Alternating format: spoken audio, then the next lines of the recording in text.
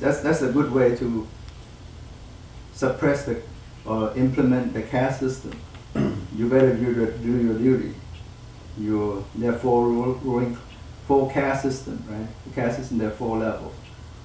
The preacher, or the Brahman, the preacher, and the rulers, the king, and then the farmer, and then the worker, the 4 levels, and then there's the untouchable, the outcast. So this caste system is a way to implement. Say, you're born to do this, and you do this for another 500 lifetimes. Then you probably can be advanced if you do well. Just kind of brainwash you totally. So, and there's a 2/3 destiny, and 1/3 is willful action, somewhere around that. But Buddhism said the other way. Buddha said, volition is karma.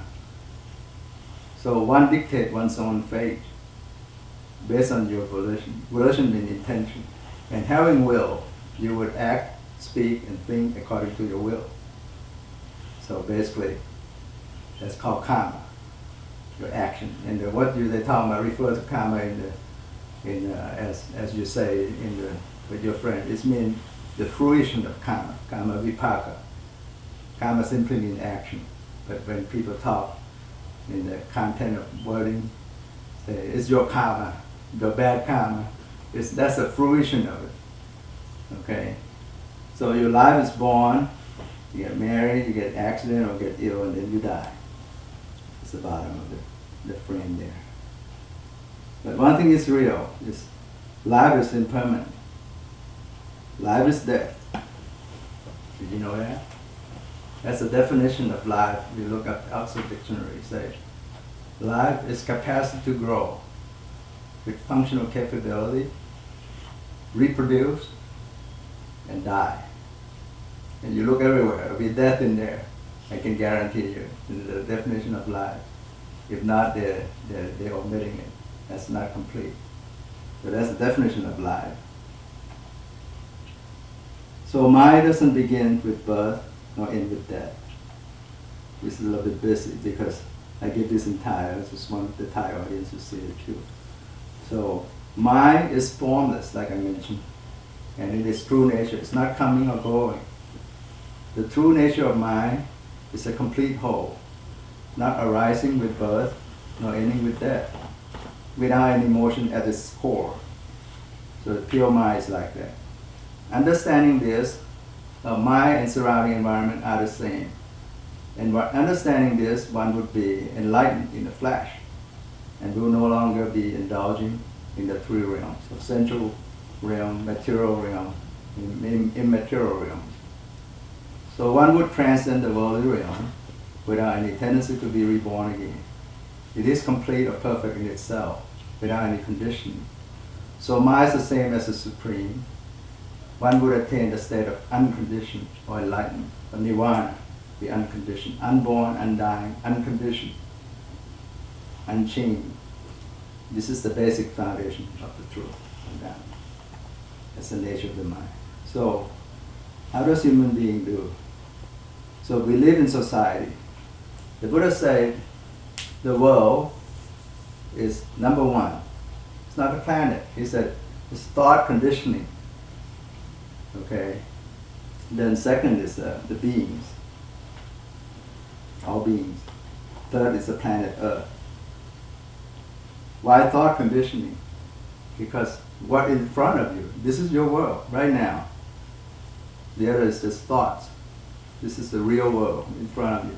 And you condition from what you see here. You might not like what I talk, so you condition it, thought condition. Or you love what I was saying, and you like it. So to condition your mind. Then we say that we need 4 basic necessities of life: food, shelter, clothes, and medicine.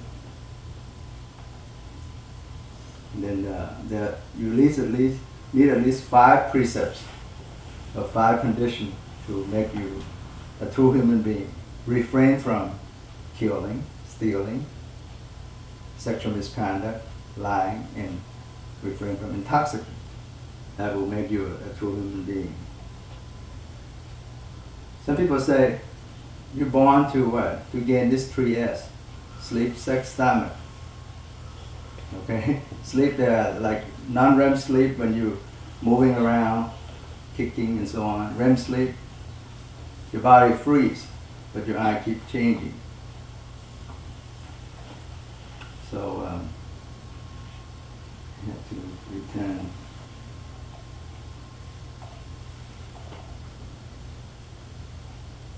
So, they found out like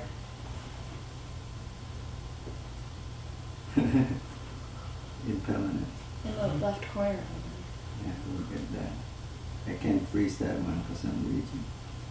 Okay, so the non-REM sleep, it turned out like you try to gather all information that you learn through the day. You kind of line it up, engrave in your brain, memorize it. But REM sleep, when your body is freeze, your brain has a way to suppress it, and your eye keep rolling, rapid eye movement, beyond the deep sleep. Okay, you kind of reimagine the situation, like a maze that they put in the wrap. They monitor their EEG brainwave. They found it reproduced the same action as if they went through the maze. So they know they were dreaming about a maze, how to solve the problem. So reinvent the situation, how to solve it. So that's a non-REM sleep. That's a REM sleep. So that's how you refresh your mind, your brain, memorize, and then reinvent the situation. So you can cope to learn to solve the problem in life. But sex is basically a method of gene passing on. You have your, you won't be lasting more than 80 or 100 years. So what is the best way to keep you represent? Pass on your genes, right? Reproduce. You have you represent the next generation. And food is for calorie consumption, and we overindulge, we get fat, get sick, so on. So some people would say in Thai, like Venerable Ajahn Buddhadasa would say, it's about sex stomach status, at a human's way, basically. Mankind stay alive by eating, enjoy sex, and then they enjoy the ranking, the status, okay, the honor. You're kind of decorated by that. And then they kind of also divide into the day system, like morning, afternoon, and evening. What do? You eat. And then once you eat, you enjoy sensual desire, not only sex, but it could be sight, sound, smell, taste, touch, thoughts. Okay? And then at the end of the day, you think about what would I get out of it? Your ranking, your honor, and so on. What would you earn, and so on. And then if you divide it by age,